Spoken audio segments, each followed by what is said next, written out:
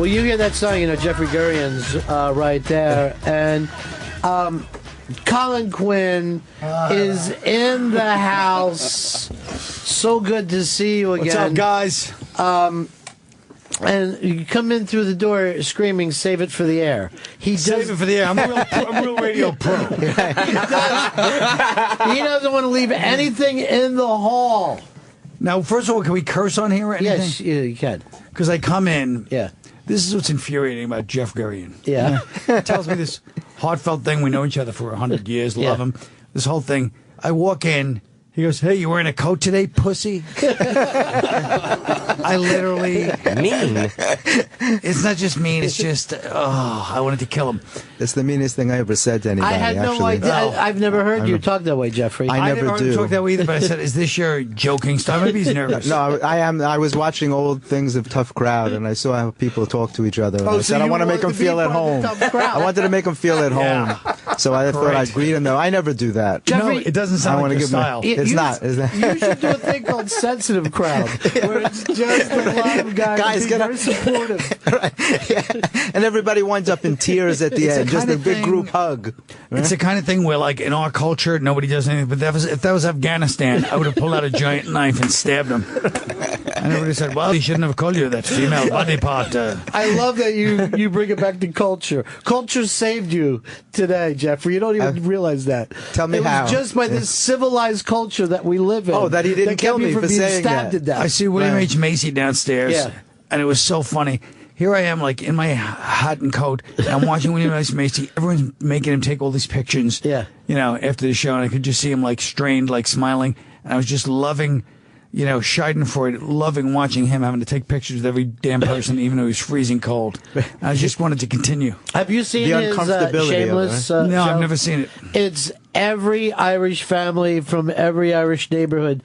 They're the Gallaghers, and they're just a fucking mess because the dad's drunk, and if you fight any of the kids, you're fighting all of them. Well, it's nice of them to ask me to do a guest spot. I know. That's why I said if we could have got you guys together, it would have been perfect. That and the other one was that Ray Donovan.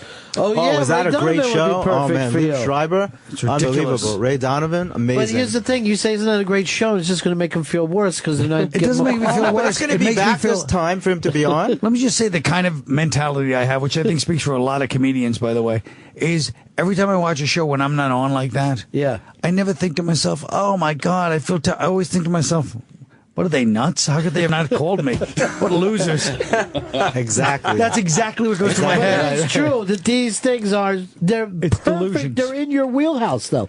Like you don't have to prepare. You wouldn't have to change clothes. You know what? If they asked me to be on, I wouldn't even do it. That's good. You'll show them. That's good. Right, you'll show them. You shouldn't do anything anyone asks you to do. I don't want to. I just want to do my own things. Yeah. Now, those don't seem to get made, but still, I still want to do them. But you still... It's nice to have goals. I still write them. You never slow down. No, I write them all the time. Yeah. Do you show them to anyone? People Colin? still talk about our conversation, by the way. Oh, yeah. Well, first of all, they really do. Let me just say this about... That was like a deep conversation. Let me just say this about you and Unmasked. You cannot listen to that fucking hour that you did with me and not realize that to be a comedian, you have to be a brilliant fucking artist in that. Now, I know comedians can't say, I'm a brilliant artist, but you were we fucking say it for brilliant them. over that hour. I want to say thank you, but at the same time, it kind of included every comedian there in the statement. But what I'm saying, So it's like, yeah. What I'm saying He said is you cannot be a comedian. But that means every hack that ever picked up a fucking open mic. No, I don't mean. I mean you can't get to the top of whatever. this business. The you top? know? Is this the top? Oh, Well, boy, you're doing it's the a one- funny view from up here. I don't think I see so many. You know what? I'm going to go back now and edit that an hour to make you sound like shit. And here's another thing, because Colin, everyone says, oh, what a gruff guy, what a fucking street guy. I am going to tell you, you got outed by Artie Lang in that book as being such a fucking good dude to him. Oh, yeah. Artie. I don't know how you really put up with how many times that you were there for him. It was amazing. Artie, you say, yeah. I mean, well, we all know Artie's a brilliant goddamn genius. But that's how I think of Colin. And that's how I relate to him, as that guy. I don't relate to him as the guy with the persona on Tough Crowd. Then why do you call me a pussy? I'll never live that down. It's so unlike me to do that. I'm like, what the fuck can I say to him? I want to say one thing. I've known Jeff. It's 8 degrees out. Yeah. Known Jeff a long time. Love Jeff. Don't really believe you were ever a dentist. I don't know why. Because you know what? It was a scam. I've never heard. He's just like, I'm a former dentist. And it's like, okay, and everybody just buys it because, like, why would somebody lie about being a dentist? Who's going to make that up, right? Exactly. It was a nasty rumor. But you and also know about people quitting. No, but why you know would someone quit being a dentist? It seems like it's done. It's one of those things. But you know when that rumor started? That I was a dentist? The day I graduated from dental school. I was on, and it never stopped. Just all these years, people talk about that. But why did you quit, Jeffrey? Why would someone quit being a dentist? Because of comedy, because of other things. No, because after I left, everyone woke up with their tits out. And those were the men. Oh, God, It was, well, after I did that, I went to teaching. I was a professor at NYU in oral medicine and oral facial pain. Because that was a great love of mine. Now he's gone too far. I went much too far. He's just saying But anything. That's why I left practice to do that. I was a cosmetic specialist. Shit. That's what you're saying. You did all these great things. Yes, and we're shit. No. And this is my great love. We're all shit. Yeah, this is my great love. So what I was saying was that I know Colin in another way. And I don't look at him as that guy. And we were having that discussion whether people's persona is really them or whether they're really still the same person that they create, before they created that stage persona. And my feeling was that you're really the same. You can't change your basic nature. Right. Your basic nature is who you are. I feel like comedy, first of all, I feel like just because my voice is gruff, people think I'm a gruff person, but I'm not really a gruff person. I consider myself like Arthur Miller. You ever hear Arthur Miller talk? Yeah. He talks like that. Yeah. That's all I'm trying to say. In other words, I'm trying to say I'm the next Arthur Miller. What's different about you is... you can't be a comedian without looking at yourself as a giant, one of America's greatest playwright of all time. That's what I say. So I'm called a grandiosity. Have you attempted to write a play, though? Of all the things that you write? Yeah, I have. I tried to write the beginning of a play, but I was in the middle of writing like 3 things. You know what it is? I started writing screenplays years ago because I was obsessed with the idea, I bet comedians could write great screenplays because comedians are so funny. They should all be writing screenplays. All these comedies, they stink for the most part. We should be writing all the comedies. But the problem is we don't have the structure and we don't do it. So I'm going to learn the structure. So really, the past 20 years of my life, and I'm not even kidding, maybe 22 years, have been spent writing screenplays and learning the structure. So not only have I got none of them made, as we know, but the other side of it is that I have a hard time writing any other form when I'm not writing stand-up. Right. Because I'm so trying to think in screenplay terms, and it took me so long to learn that horrible, hard structure of it. So, yeah, but how did you write your one-man shows? Those are that's unbelievable. Different. That's you more worked like for stand-up. a year on those, I worked for a year, but at least that's stand-up. That's the luckiest thing in the world because you get to perform it every night. You consider it stand-up? It's more of a funny monologue. They're very long stories. It's stand-up for less money. That's how I feel about it. But I think you're the only comic that's had that many shows. Jackie Mason did several shows on Broadway. I don't know of anybody else who's done shows like you, starting with An Irish Wake. That was your first Broadway show, right? Yeah. I was there for that. I loved An Irish Wake. Wake. Everything, though, Jeffrey. It doesn't fucking count. No, you're right. Slept in years. Jeffrey has not missed an opening. Why are we interviewing me when we should only be, every guest should come on here and interview Jeffrey only. Because this is the real interesting story that nobody wants to talk about right now. No, but I've been at all your shows. No, but nothing. Exactly. Amazing. But we're trying to say, what happens? 6 o'clock at night. Right. You're like, I don't want to go to this goddamn thing. People see me there anyway. It's too much. Oh, fuck it. And I'm getting over there. And then you just step out of the house and force yourself out? Or do you even think it through and you just go, screw it, I'm just going? Because you go out almost every night. You're talking every night, yeah. You're like the last person that really goes out in New York, old school. Old school I'm going out.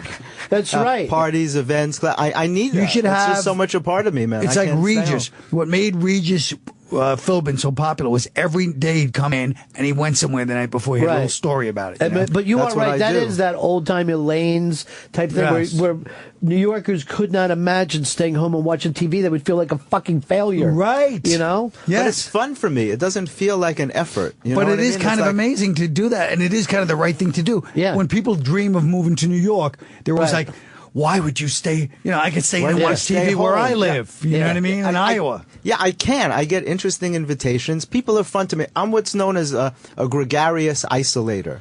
I want to know everybody, but not that well. Right? Okay, superficial. If you talk to people too long, I like real conversations, like what we do here. This is real. I hate small talk. It's awkward. You see people on the street. Then how can you go to these things every night if you hate small talk? Because I grab somebody and I have something real. Oh, okay. I say something real. And I often say to them, can you believe we're having this kind of conversation at a party, in the middle of a party? By the way, can I just say that's an actual good advice for one of those parties, because I hate going to those things and I get invited to everything, not to brag, but over the years I've stacked up invitations of things I ripped up where people curse me out.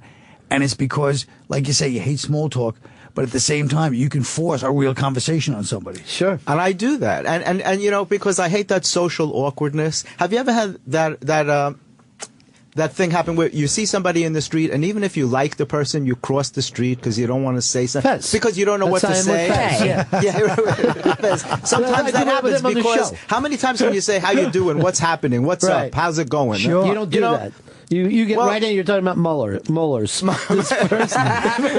want to talk about meaningful shit, not just like small, something that means something to someone. Because everybody has things that they really want to talk about, but they don't have an opportunity. But here's the difference. Yeah. You're going around, you're floating, you jump around, as you put it, from one little flower to the next. Like a bee, like a bumblebee. Here's a guy like Colin Quinn who, Artie's in trouble, Colin's on 2 trains, a bus, and a cab to get there when he knows the guy is still going to fuck up again because he's driving me crazy. When I'm reading this book, I swear to God, I just wanted to choke him to death. I was just like, to read Artie's last book is so honest and raw, and if you are an addict, which I am, you're even more infuriated with him. I could not have but you know that you never give up on somebody, and Colin understands that. That's the part of him that I know, that I love, why I wanted him to be first with me today, because he's that guy. I will say this about Artie's book. I bit it. I was so fucking mad at him. You bit the book? I said, why are you still doing this?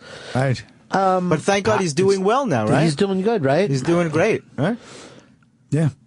None of us are going to put down money, but he's doing good.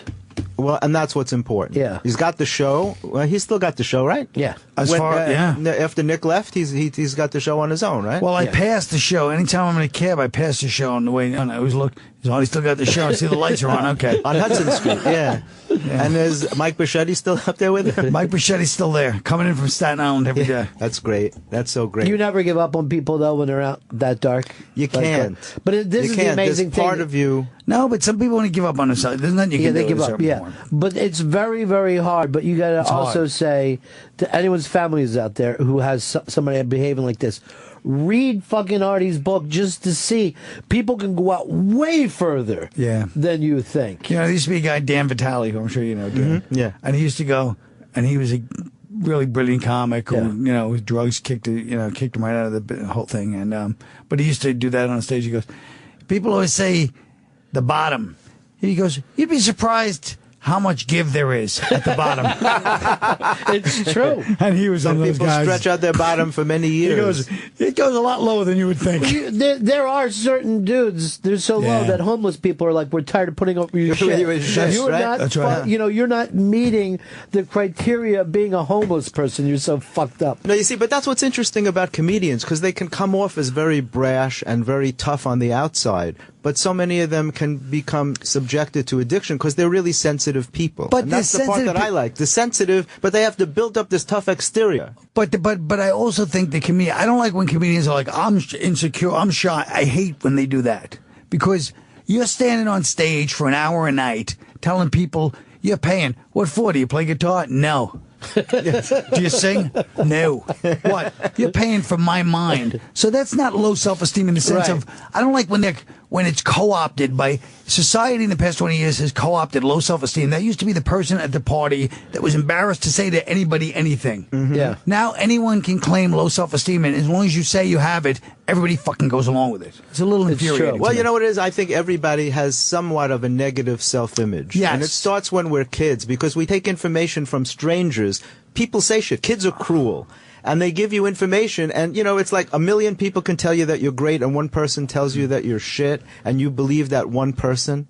And we carry that shit with us. I understand, but I'm just saying that in the big sense of things, to me, low self-esteem should only be the province of people that have done nothing but hide their whole lives, and they've achieved none of their things they should have achieved because they were generally so nice and so, and it's like now the biggest prick in the world can go, hey, you know what? Hitler probably did have low self-esteem. So I'm just saying, like, where do we decide not to call it that, It is true that we are a society that loves fucking just saying, here's what's wrong. Right. This is why I'm It's a not fucking me. piece It's of not shit. me. It's this. Yeah, something happened to me when I was 3. So put up with all my fucking shit now. And kids can be cruel, as any warlord in Africa can tell you. Right. They make an army out of those little bastards. Yeah, the Khmer Rouge were all like 13 years old, man. All you gotta do is give them fucking guns. How funny would that be if Pol Pot goes, hey, kids can be cruel, guys, right?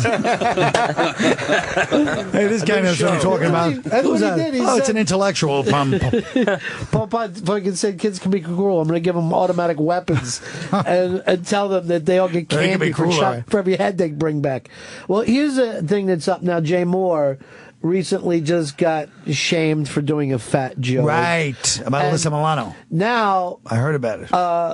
It seems like in comedy or someone else, we put together a list of 42 people who've been publicly shamed in the last couple of years, where you're for jokes that they told. You're doing a fucking joke. Dane Cook. Right. This happened to Gilbert. Lost his political correct. Right. He lost the Affleck thing because he made comments about that. Right. But how can you do comedy without someone somewhere not getting their feelings hurt? Well, Jack Simmons, if anyone knows Jack Simmons, I always quote this line. He was a comedian. He's still a comedian, but he used to do a joke about baby Jessica. That's how long ago this was. Yeah. And in the middle of the crowd would moan, of course. And he go, come on, folks, it's comedy. Somebody's got to get hurt. Right. And that says it all. Yeah, that is true that at some point. But it's like anything else. In our culture, it's all subjective. Who said it? And what's considered offensive at that time. Right. So, like, at this time, if somebody makes, I don't know, like a child molester joke, like, everyone's kind of fine with that. You know what I mean? But if somebody makes a racial joke, people are like, whoa, it's too soon. So I'm just saying that it's all just based on what people's thing is at that time. It depends on who makes the racial joke. And it depends on who makes a racial joke, Black comics, it's easier for them to make the racial jokes. Oh, yeah. Than it is for white comics. Sure. Now, why do you think it's easier that we can put up with a black person saying racial jokes, but not a white person? Because we like empowering people who have been disempowered over the years. We enjoy that. We like to see people stand up for themselves. So when they say it, white people laugh. But if white people say it, it can be taken the wrong way. It depends. You're coming off a little KKK to me right now, Gurian. No, really? Solve that now. I'm fucking with you. You're way See, too right kind. away I get nervous, right? I'm thinking, I said the wrong thing. No. Because these days you have to watch what you say. Yeah. But you could tell where something comes from. Like we were talking about Lisa Lampanelli, right? Yeah. Okay, so she can rip on everybody, but she comes from love in her heart. She comes from a good place. People don't think she's a hater. There are people who want to say that, but she's not. Russell Peters, who I call the messiah of comedy, he takes on every single ethnic group, and he can imitate every accent. I didn't even know existed. Pardon me? Like there's like he's doing West Indies material. Like, every island, West Indies too. Every island, he can tell you dialects. He does, right? He'll somebody will go, hey, here's a Trinidad accent. He goes, that's Tobago. What are you doing? But these days, people are insulted if you imitate an accent. Even I went to a Chinese party recently where a girl won a contest for dressing up as a Japanese girl. A Chinese girl dressed as a Japanese girl. I'm like, who would know, right? But she said to me afterwards, I hope I didn't insult anybody. And I'm like, well, why would you insult someone? You're dressing, you're wearing traditional dress. Yeah, why is that considered insulting someone? Plus, look at your eyes. They're already tilted. Yeah. Fine, I didn't say that to her. Really? Yes. I didn't say tilt it like a pinball machine. I just said tilt it down. Yeah, you're right. Tilted is down. But by the way, can we just pull the whole emergency brake right now? Yeah.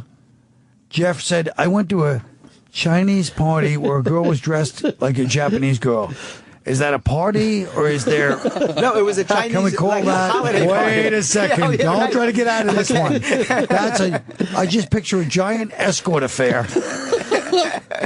And it was my fantasy to see a Chinese girl dressed as a Japanese girl with a kimono and a whole thing. People with masks out on Long Island and all fucking weird things. Right, exactly. But she actually won this contest, and all the Chinese people were congratulated her. They were all laughing, and you were pretending to get the joke like, I see what you mean. I thought it was hysterical. Look at me, I talk funny, right? You're like, yeah, that's really good, honey. Oh. Yeah. I thought it was hysterical. Fezzi, what are some of the past months' public shamings? All right, you have Natasha Leggero. This was just the other day. Yeah, this is New Year's Eve. What did she do? Right. Oh, she said old people gum SpaghettiOs. Right. She's on Carson Daly's NBC New Year's Eve That's a dental joke. What's wrong with that? A dental joke. So. And they brought they bring up the topic to her of SpaghettiOs on Pearl Harbor Day. Well, you're now blaming them, though. The fact is, they all had to apologize. It's the people out that heard it. It's not like...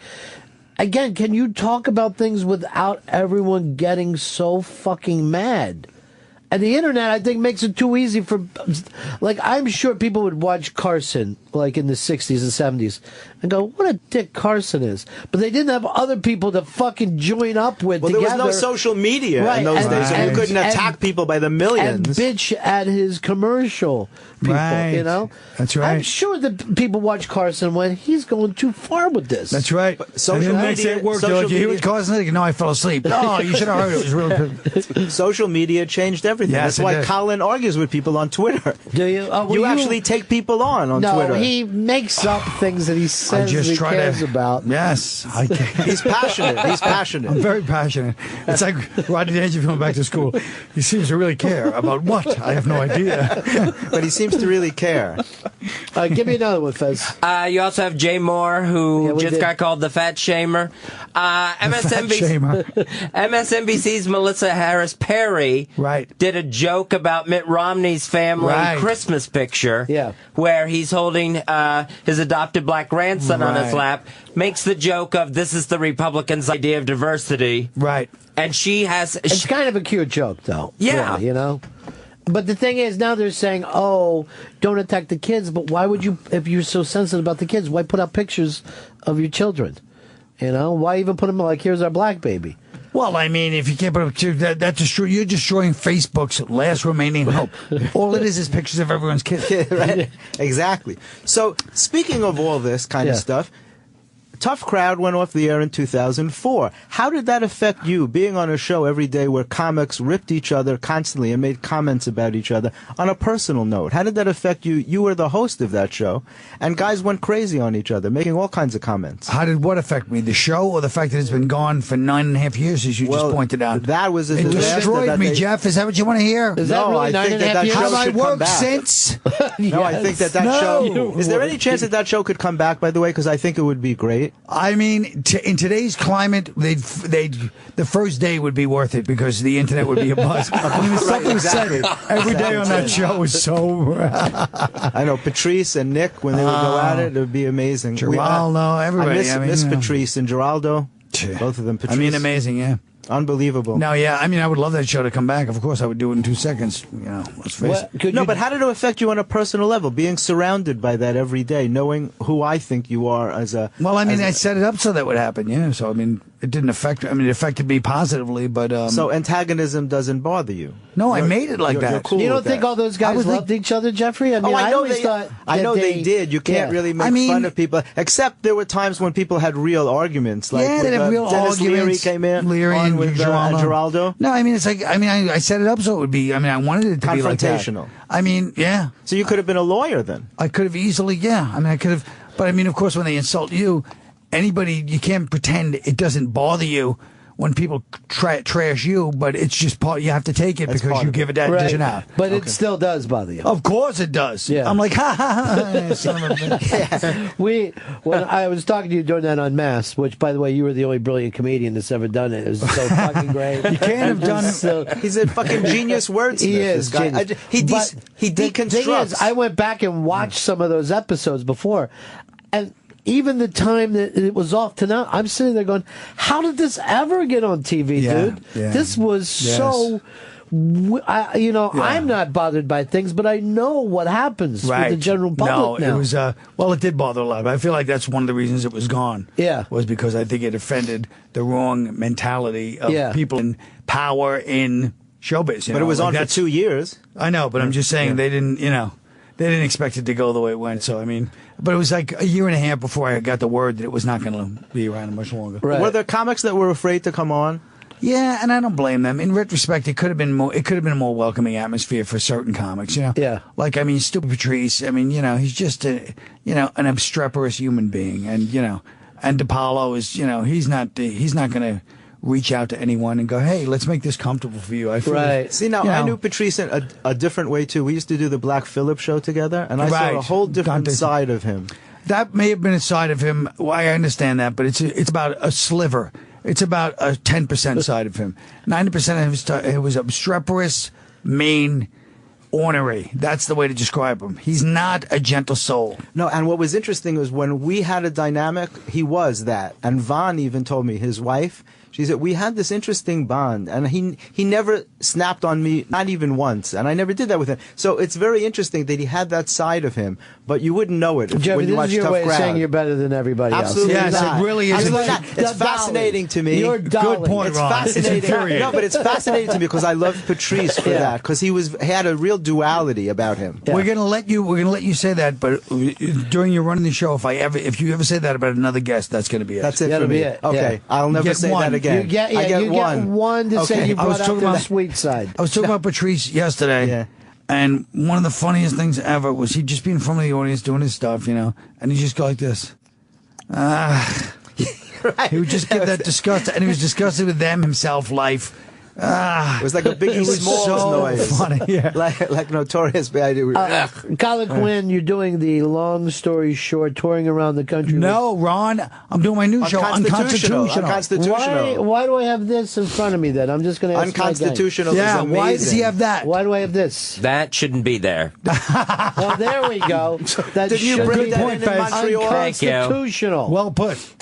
It's my new show about the Constitution. Unconstitutional. You've done this, and what I love about it is that you bring up the fact no one's ever really read this Constitution before. Well, it is funny, but of course, and I want my show, all the constitutional nerds show up. Right. So I had to do extra work that I wouldn't have done as a comic. I'm sure. Where I had to read like the Federalist Papers. So then anytime one of these Constitution people goes, you're not really talking about the so-and-so clause. I'm like, yeah, well, I think in the Federalist Papers. And then I'm like, oh, this son of a bitch read the Federalist Papers. So I had to read it, not for my show, for after the show.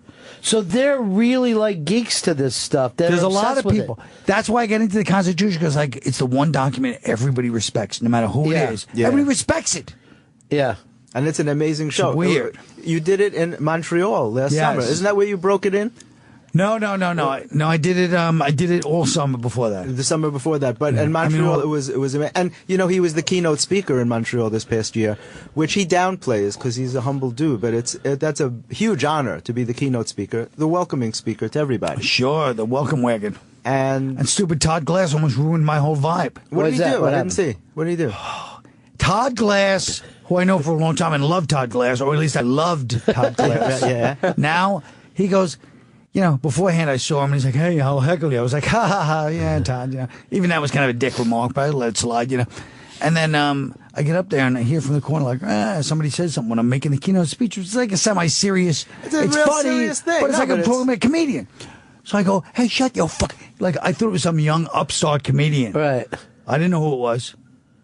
So then it changed my tone. So throughout my entire speech, I had a certain focus that I couldn't relax. And it was all because of Todd. And I saw him afterwards, and he goes, I'm sorry. He goes, I'm sorry. I'm sorry. And I go, and I was still mad. I'm still a little mad. A little. Yeah. And I go, you know why you did that, Todd? He was sitting down. I was walking by, and I go, he's like, I'm sorry, man. I love it. I go, yeah. You know why you did that, Todd? You live in fucking L.A. too long. You think that's fucking, you have no judgment. And I walked away. Yeah. I spun on my heel, hit him with the old L.A. too long line. The L.A. Exactly. too long. You spun on my fucking heel and walked away. There is no the defense for that. But, you were bringing up like comedians. I know guys that were always afraid to do O&A show because they're West Coast guys, and they thought that they would come in and just get fucking crushed. Well, in I there, did Robert Kelly's podcast recently, and he was talking about that because everybody on the show was snapping on each other. And I was like, and he said comics are afraid to come on and do a show.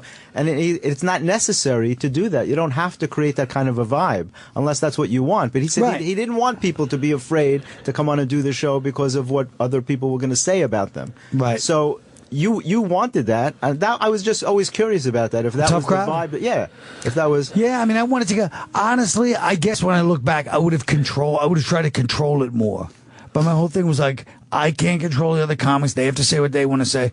Like, I would have controlled it a little more. Yeah, every once in a while, you had to jump in and be like, hey, I'm the host. Every once in a while, every time Patrice was on, it was like, I was like, hey, screaming.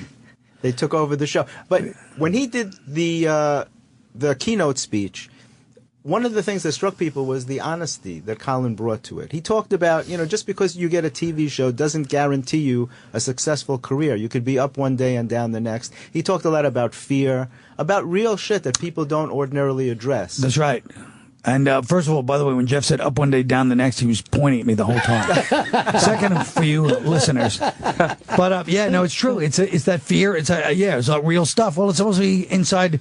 It's our industry thing, so let's be real. It does. Right. And also the fact, the arrogance and fear combination of when, I talk about not going to the part, like going to those things every night.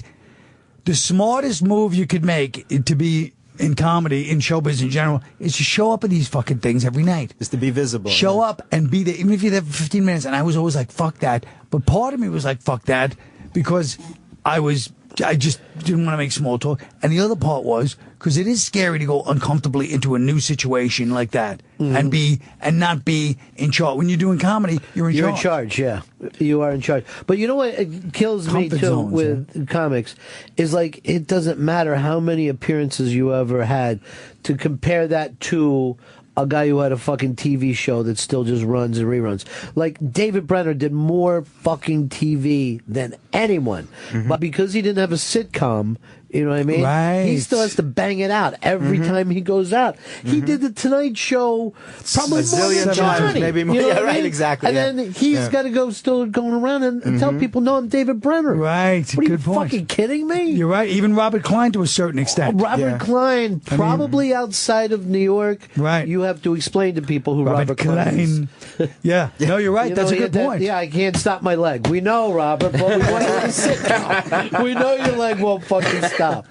But you're right, though. You gotta have a fake couch and 2 children sitting on it. For 5 years. If you can last 5 years, that's the rite of passage. And then they're like, okay, he's set. Now he's the guy. You're right. You're the guy that told me the story that you turned down Mike Myers for a part? Well, that's a famous one. For a part. That I turned. I even mentioned that at the thing. Yeah. No, I thought I was busy. That's the sad part. Yeah. I thought it was busy. But what film was that for? Austin Powers. You're trying to kill him here, Jeffrey. No, because I think it's interesting. We're having a nice conversation. I think it's very You put him in the dentist chair. Yeah, and you're He's like, done. You know why? He's one of the few comics who's honest enough to talk about shit like that. But it's like you're saying like this. Oh, by the way, here's a bag of money you forgot to pick up years ago. You left it sitting there. I admire Colin for everything he's done. But I mean, it's just it's like a lawyer.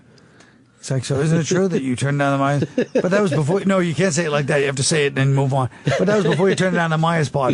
Anyway, back to the question. What I want to know, Jeffrey's he's very inspirational. I like the dentist chair. The fact that you can do things and overcome them and go on. Look at the heights that he's reached. I mean, it's amazing to overcome certain things. That's what fascinates me. That people can take ups and downs or downs and just go past them. Yeah, well, you got to keep a lot of people. What are you going to do? It's either that or kill yourself.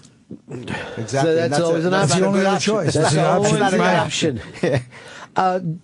Jeffrey wrote that book that you show up in about the. I guess it was the early '80s that you guys all. Yeah, it was like 84, 85 when I was at the comic Is that when you came to the strip? When I bartended at the strip. Bartending there? Yeah. So the comic strip, what's the name of the book, Jeffrey? It's called Make 'em Laugh. Yeah. 35 years of the comic strip, the greatest comedy club of all time. And I think that this book is brilliant for the fact that these rooms do mean something. You know what I mean? Every room is different from the other room. That's you know right. what I mean? And if you start and you work at one room for a while, you're going to have a different personality than a guy who worked another room, 3-4 blocks away. Absolutely. Totally. Isn't that interesting? Yeah. So who were the guys that you came in with? At the strip, you mean? Yeah. I would say Sandler, Rock. I mean, these are the big names that we were around all together a lot. Sandler, Rock. That was about it as far as the big ones. There was a lot of guys that we hung out with at the time, you know. But I mean, those are the two that people would know. Now, what happens to a lot of the guys who don't make it to the level that you're at? A lot of the guys that don't make it, they end up the luckiest ones end up writing on shows and making a lot of money and writing in L.A. and having that life. And then there's other guys that kind of bang back and forth between stand-up and they go back, but they have to keep, losing it, then coming back and trying new things, And then it's so funny because when I started, I was like, everybody here is going to make it at least to be like a Reverend Jim on a sitcom. Like, that was the least I could imagine anybody. Because it was, comedy was kind of new, And those guys end up, you just see them years later. They get, some of them became like motivational speakers. Like most of them, they might as well use their strength, which is they're not afraid to speak in front of a crowd. Right. So most of them end up doing something. But I remember a couple of guys invented like internet stuff like in the 80s, ended up getting rich and leaving comedy. That's the best. I was like, what? And they just invented. And then there was one guy who was, I forget, he hit the lottery or some crazy thing and just left the business. Like, there's always these weird stories. But yeah, there's a lot of guys that just, ended up fading away. I don't even know where they are. When did you get so close to Jerry? Well, because he started Jeff, earlier in 76, there's one thing. right? Yeah. I'll talk about sex. I'll talk about anything, life. Yeah. Jerry's off limits. I'm joking. I got close to Jerry probably in the late 80s. He would hang out at the Cellar and, at the Catch a Rising Star and stuff. And so we started to hang out then. I met him a few times in the 90s. But really, when he came back to New York in like 98 is when we really started hanging heavily because all his friends were in L.A. or whatever, and I was in New York. And, I was one of the few people he kind of knew from the 80s in New York that was still there. Right. So it was really, that's how we started hanging more, How come you never took the angle of I'll write for TV? It's not anything that interests I wrote for Living Color. Yeah. I wrote for SNL. I would write for TV. Yeah. But it's if you can write for like sketch shows, I would write. But I can't write like a show. There's some funny shows, but it's just not my style. You know what I mean? Even with my new screenwriting technique that I told you about, my masterful technique, I probably could write for TV. But this is the golden age of TV, and I know that. William H. Macy just told me again. Every one of those guys says this is the golden age. I want to say, yeah, for you it is, because you got a nice, fat hit show. So what a coincidence the golden age is because you're working. Yeah. For you it is. I'm telling you, man. Hey, William. Yeah, it's a golden age. Maybe you're looking through, I'm telling you, he would have fucking put you in his pocket and taken you back and done the show.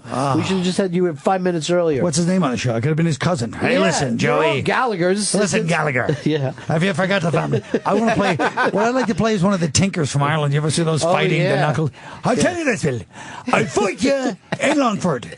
And don't say it. Bill, you told me you'd show up and you never did. And that was a tremor. Those fucking... That's great. Those are the greatest. That is great. Who are... the Travelers. You ever Travelers. see that? That's who it is, yeah. Now, they Tinkers. come over and they live in Georgia now. Yes. And they're Irish and they're clannish, and then they go around saying that they're going to do housework for people and they forget. That's right. No, they're like the worst, yeah. Like, give me a down payment, I'll be back tomorrow. And then you just drive to another town. The roofers. Yeah, the roofers. They get up there and they fucking just... They spray paint and said, I finished your roof. Exactly. And do the same thing with the driveway. With the driveway. Yeah. That would be a perfect movie for Knockers. you. Yeah. But nobody go see it, but I'd do it. Nobody would go see it. So are you handy? No, it's funny that I asked. You know, it's funny you say that. Yeah. When I was on SNL, there was a guy in my neighborhood, and when I lived in West Side, and he goes, "Hey, are you handy?" He's like, knock around guy from Hell's Kitchen, older guy, and I go, "Yeah, not really." And he goes, "Too bad. I was going to say, there's a building. You could have been a soup. They're looking for a soup, but you get free rent." So I go to him like this. I go, I'm on Saturday Night Live. He goes, I know, I seen you.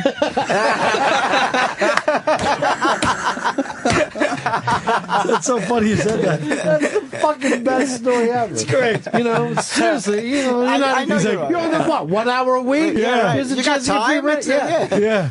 I gotta do a break here. Can you hang around? No, I gotta go. I'm on a real radio tour, guys. Yeah, thank you so much for stopping by, dude. Thank You're you. the best. Thanks, Ron. And we'll do something again soon, man. Yes. And really, that unmask that you did, it was amazing. I love it. I still hear about it to this day. I swear to God. That's great, man. To this day. Great. All right. Thank Jeffrey you. Gurian, you Thank you so much for being. I'm going to hang. I'm just going to walk Colin out. All right. Okay. And thank you, Colin, for being. Thank you, Jeff. Thanks, Fez. Thank you, my friend. We'll be right back. It's the Ron and Fez show.